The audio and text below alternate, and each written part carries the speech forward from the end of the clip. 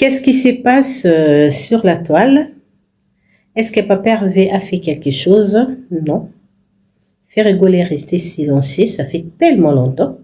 Je pense sortie médiatique Nae Asuka, il a souhaité bonne chance à ses amis musiciens. Vous allez lek, vous allez koulou, vous allez nani faire à souhaiter bonne chance. Alors son chance est sourire te. Ouembina autotune, okati ba rideau, sali ba mpiaka. Alors, votre copie ça va foutre dans la Ferrego là, il a rien fait. Ferrego là, c'est le léopard de la rumba congolaise. C'est lui le totem de la rumba. Alors, bientôt Papa va zoloba. Azoloba nini. Muto asepe sarabino wana. Muto asala mobondo ye moko sans coalition. Muto atek saraba restaurant en France. Bataba after bazora ba bénéfice. Parce que Ferrego là, c'est la rumba, c'est la joie. C'est la musique, les léopards de la rumba. Mutaba mobondo asepe sarabino wana. Kalata zoloba, Papa va zoloba. Moi quand est en l'église, l'église catholique. Mokonza lingaloba, alingaloba. Oh bien se botter les mibo comme mokonzi. Dites na minute vous avez peur. C'est la peur. Parce que Papa Rumba, Jésus des nuances, les maires de mon pays, les léopards de la rumba va parler. Gaulois, gauloise, kozanga unité parce que Ferrego là, azo pesa bino code 16 et bébé bunga. Papa Hervé azo baby sana date mo azo pesa pona Paris bino bo bongi sana osala na mobondo. Alors les léopards va parler. Le meilleur de mon pays va parler, le léopard de la rumba. Toi c'est pisara bino sans autotune, aimera danger.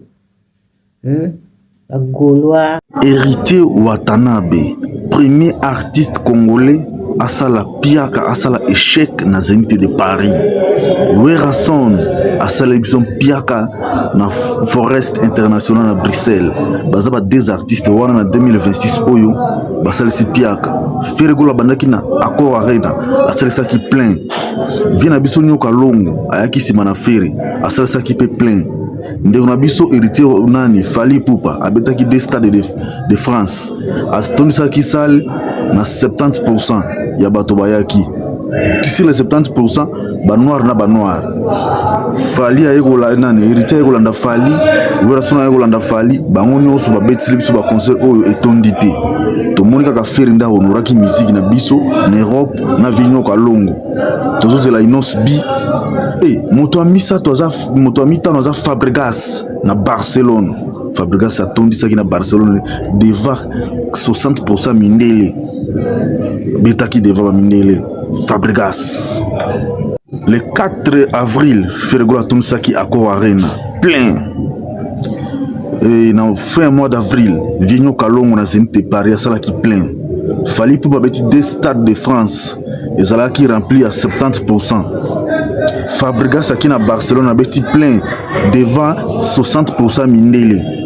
Héritier Watanabe aki na Zénith de Paris asali biso piaka o salwana no congolais asali piaka te. Héritier asali biso piaka na Zénith de Paris. Vina biso Werason aki na Forest International na Bruxelles asali biso pe piaka.